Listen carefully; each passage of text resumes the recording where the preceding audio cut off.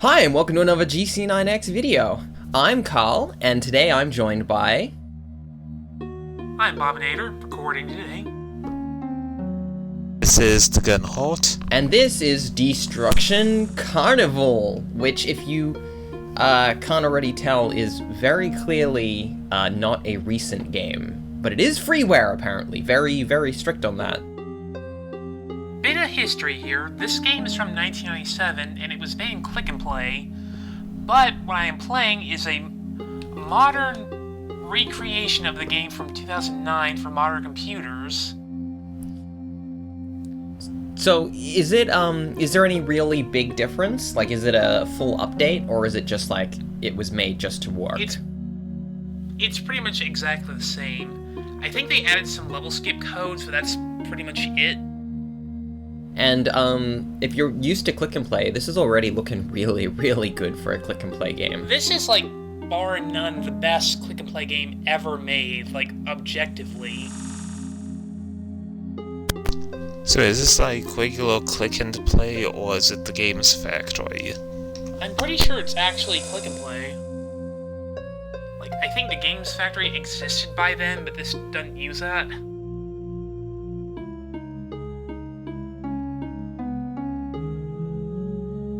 Also, I've got a challenge for you guys. I'm pretty sure every song in this game is stolen from another game. Point it out in the comments and win nothing.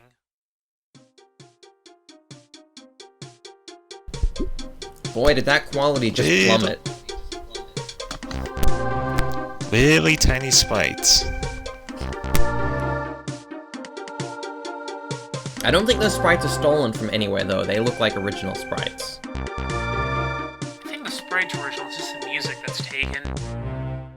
Probably from... I think VGmusic.com was a thing by then? I could be wrong. I like how the mountains have outlines, but not between them.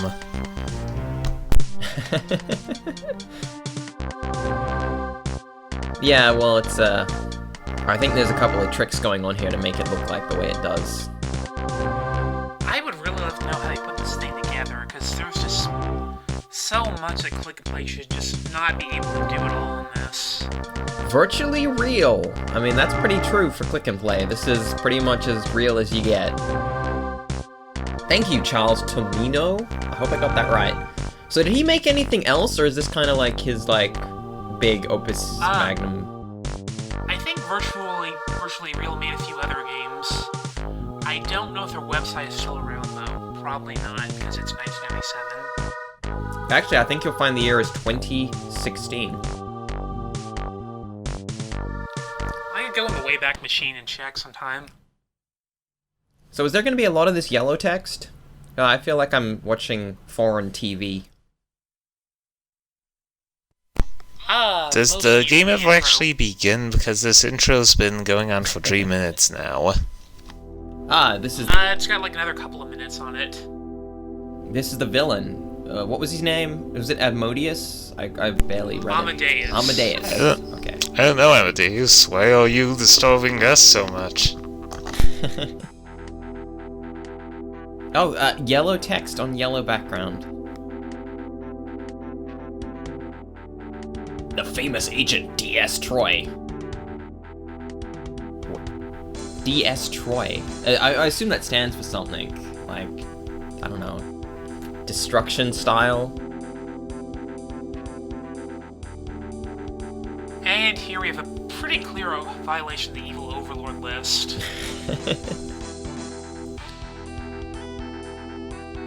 Some nice pseudo sort of gradient on his like face there. I like that. That's good effort.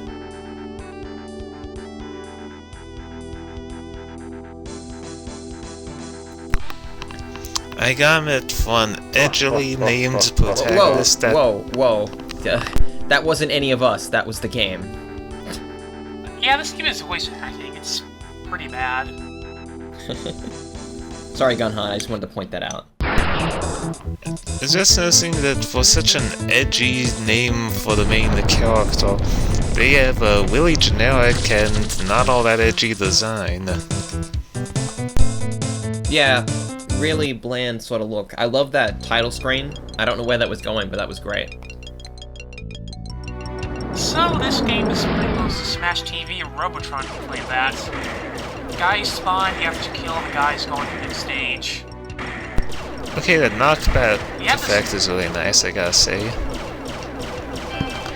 We have to start with this laser pistol as infinite ammo, but it's not very good, so we want special weapons like the one that just appeared.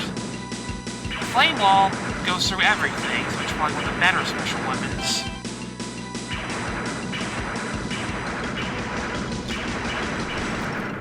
So what are you shooting at here? Like, green babies? I don't know what they are. I don't think they actually get a name. Yeah, the I Teletubbies call them and... mutants, but I don't They know. look like Teletubbies in prison garb, but... Also, you have a limited supply of bombs like that you can drop to kill everything in a small area around you. Which will include you if you're not careful, so...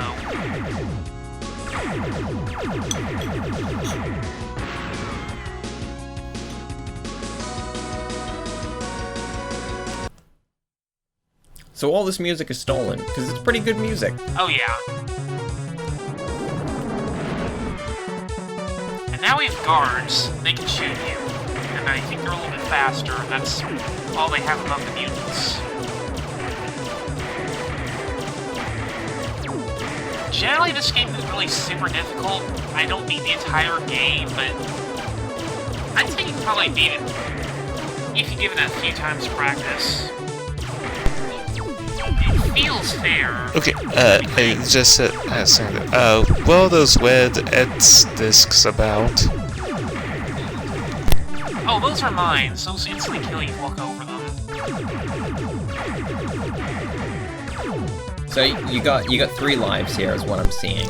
I just realized Right. I just realized that was the Rapid Ion from the Super Star Wars games.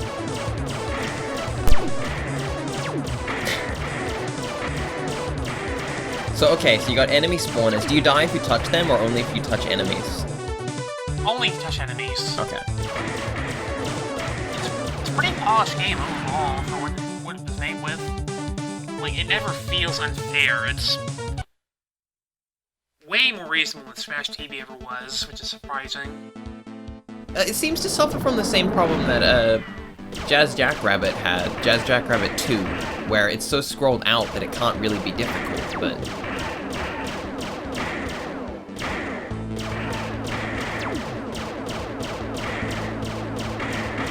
So this stage, we don't get new enemies. They just have to work them out at once.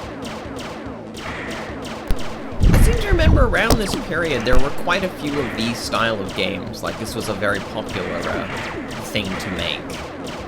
Because it didn't require scrolling or anything fancy that this sort of engine didn't really do very well.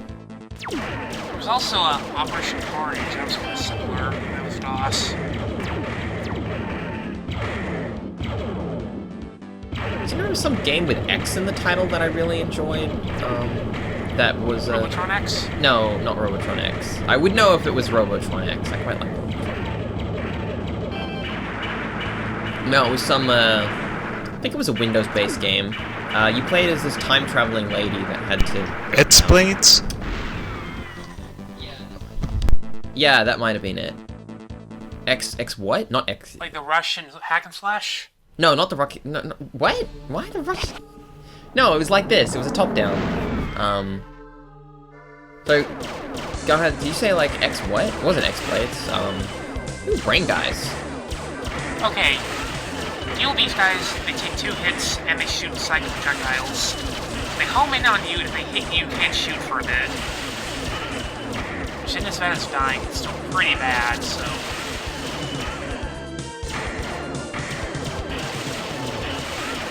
So how do the controls work exactly? Control shoots, shift strafes. I believe a spacebar fires your missiles you have in the and enter drops a bomb. And what, do you move with the cursor keys or the numpad? Arrow keys, yeah. Works out pretty well for most of the game. I do like the way that the brains die and their eyeballs fly everywhere. Yeah, Yeah, I wonder how you do an effect like that on a Click and Play. Probably something a lot of sprites at once would be easy to imagine. Yeah, they just generate new objects on death. I mean, this was made with a very late version of Click and Play, like one of the last ones. Finally, a boss fight. Now we have not a Cacodemon. Well, there's no bosses in Robotron. Ah. Yeah, there's more than voice acting. Well, you know, they tried. They got original voices.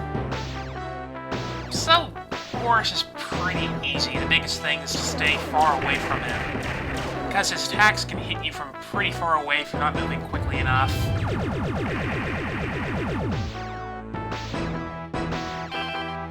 See how close his bullet projectiles get if you're kind of not moving far away enough.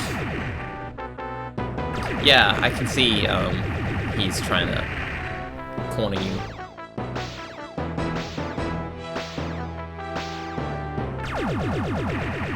You got pretty lucky.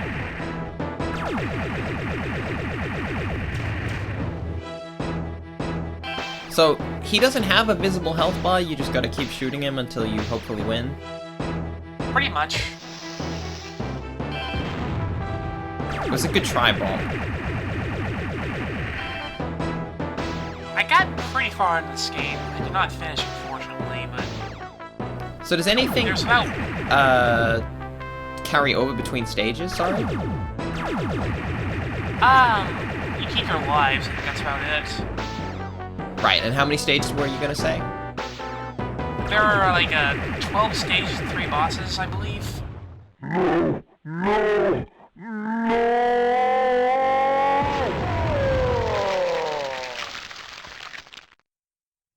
Well, a lot of kids in 1997 would have been very happy with that explosion. So, yeah, aside from the kind of ridiculously redundant, overblown plot, this really just seems more like an arcade game than anything else.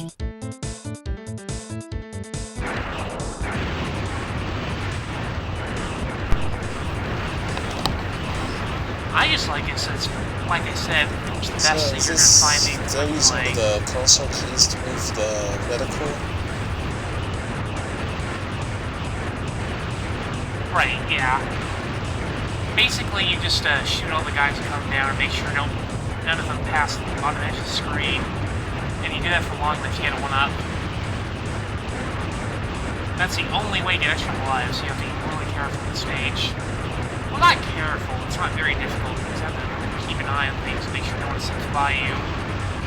Yeah, it doesn't seem that difficult, except you have to last for, what, like, a minute or 2 minutes or something? I'd say about a minute, a couple minutes, minute and a half. Because I can see the timer ticking down the bottom. That's a slow ticker.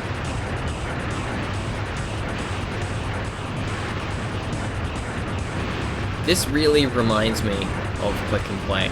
This particular bit. I wanna say those explosions I'm trying to figure out. Is it just me, or the new enemies only take damage if the actual explosion sprite hits them? Doesn't define the blast radius, in other words.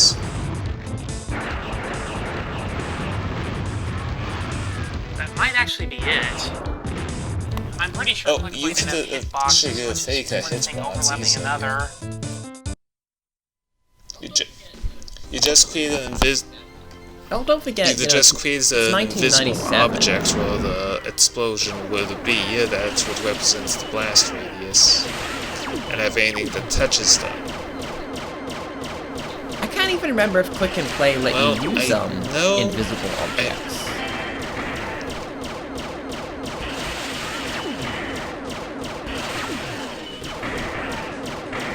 Because it detected the transparency as transparency, so it didn't hit. I guess that's looked at. Well, the Games Factory using that to create hitboxes.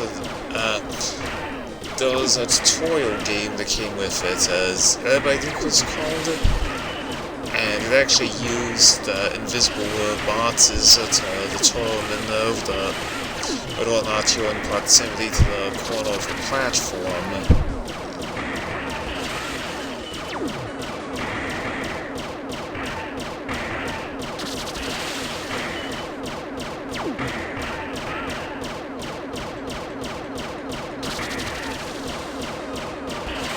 These enemies aren't really interested in going for you. No, the AI certainly isn't great. Which isn't really a bad thing, because that would make it way more difficult than it was. I mean, you've seen Smash TV where you have like 20 guys after you all at once. I was pretty sure I recognized that previous song. I only just realized I recognized it, but I can't remember the name. Pretty sure that's Mute City from F-Zero. Yes, that sounds right. This one I do not recognize, I'm sure someone will tell me. Oh yeah, slimes. They are basically like asteroids. They split when you shoot them. Well, you have to have a splitting enemy in this sort of game. I am noticing that the gun you have seems to, like, pretty much destroy them even when they spawn. That's because I have a gun that goes through everything. It just instantly kills them.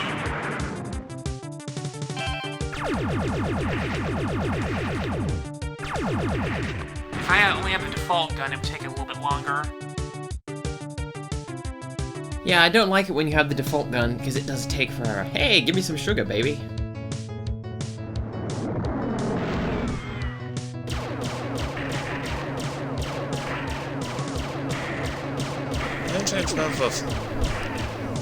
Great. This of Click and Play had built-in conditions for which direction something was hit. Because that would have to be the case in this game, given the fact that enemies are knocked back in the direction you shoot them.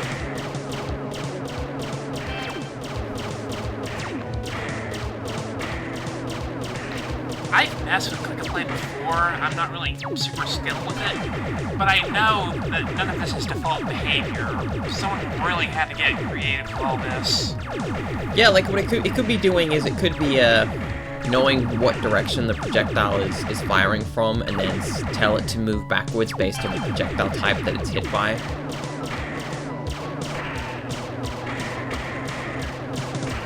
I don't generally use missiles much because they if you miss with them, you basically just wasted it, and enemies move around too much for it to be worth it. So you use them on bosses then? Yeah, because they're bigger targets. That, since they're on the spacebar and energies, I have to kind of move my hand. That's a little bit dangerous at times. Yeah.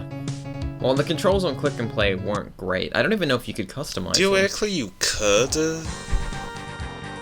and just have it so the behavior thing happens when the certain key is pressed.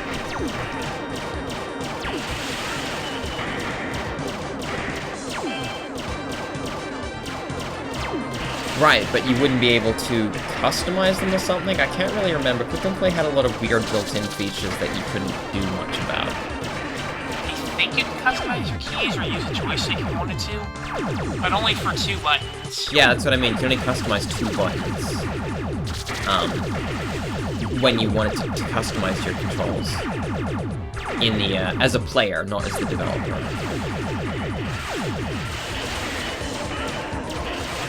Because I seem to remember the default controls were control and space or something, like the buttons that they've set up.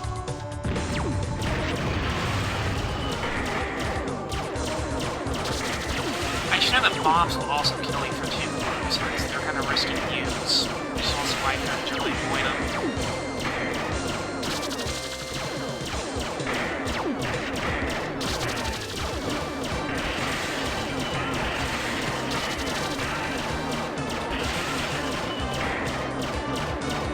I mean, this MIDI music is completely taking me back, you know. There's no way to hear MIDI renditions of all these tunes. Feel like you're back in 1997. I'm just amazed on how many Sonic music there is, as far as I remember. There's no Sonic music. Yeah, it's all NES. Well, that's NES SNES music, I believe. I mean, maybe the author was picking music that they actually knew from when they owned an SNES. Oh, it's Eddington. So, I'm gonna assume you're not supposed to touch the sides. Right, that will instantly kill you. This boss is a little bit harder. I have some problems. Yeah, you immediately miss your missile. Oh man, he's like Sinstar and Berserk all in one. Yeah, it seems easier than last time. Except for the fact he has much smaller hitbox.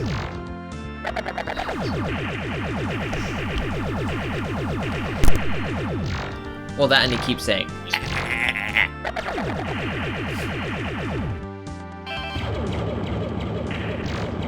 I feel like if this game was more recent, then people on the internet would just latch on to this guy super hard. Internet loves skeletons, we know that. Well, he's a pretty cool skeleton. Everyone likes a skeleton. You know, so Oh, he has 2 phases. And now he becomes a total jerk. one of the unifying features of all people is they have skeletons. Wow, we just lost our first life. Yeah, those are actually kind of difficult to dodge. You're too close because they're really fast. Can he get hit by his own bomb? I don't know. I don't really get close enough to find out because that's really risky. Do we even know if he gets damaged by bombs? Think so? He's a bit too mobile for it to be really worth it with a bomb, I'd say.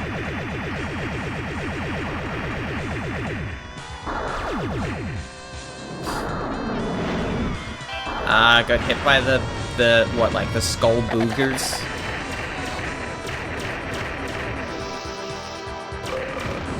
Yeah, I think that hurts a bit.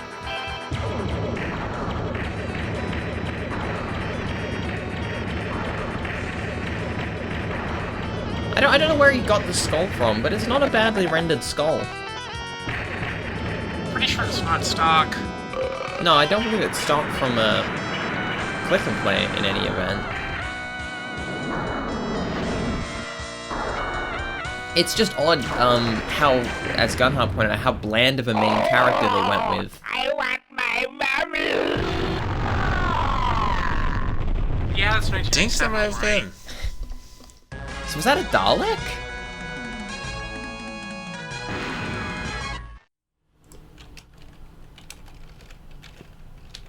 And here's our second bonus area before the third and final set of levels. Fire flaming death balls. Yeah. This is good.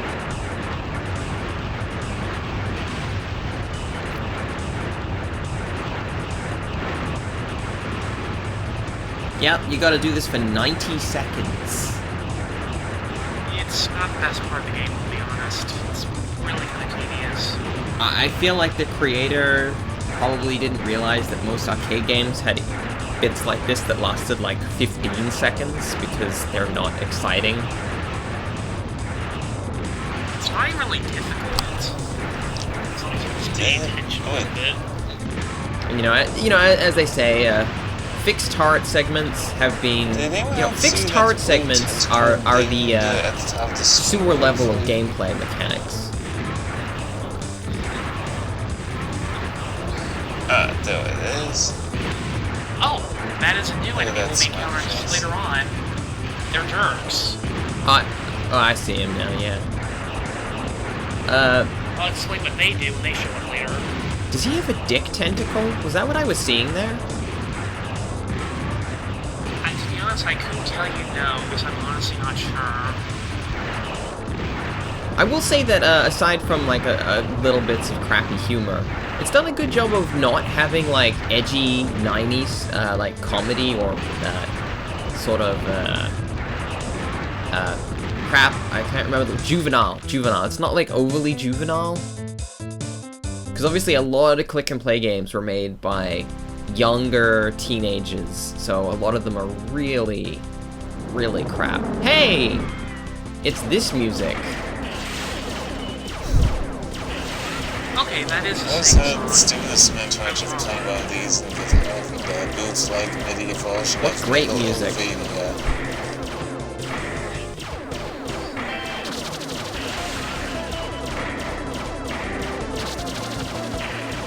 Right, yeah, those guys. They drop eggs, you don't kill them fast enough, they hatch into larvae that follow you around really quickly. Oh, that's a nice Like that. That's very arcade design to have an enemy that spawns other enemies. Very classic.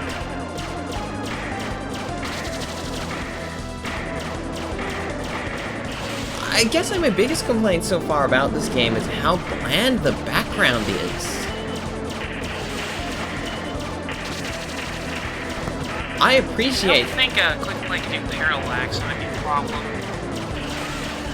Yeah, I realized Click and Play, you know, I think it must have had like a... And that's when you step on a mine, you saw power up and they cover up the mines, you can see it. Go me. I do like the, your head just sort of flies off into space. So, I'm about to lose eventually, their running time is running short, so... The last boss on Amadeus guy, he's a big red demon head with floating Nintendo hands, and he plays Brady's music. Oh, wait, But he does have bullet hell attacks, it's kind of cool for a like game convention 7. So he's the final boss, is he? Right. So we're close to the final boss, but we're not gonna make it. And I don't recognize this song at all. I want to say System Shock, but I could be wrong. Who's your daddy?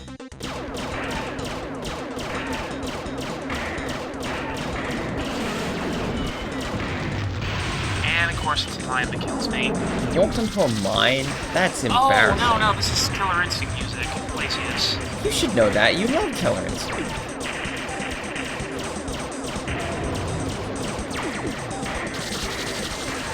Yeah, I feel like time's running short on whatever this game is. I hope it's not a mine that kills me.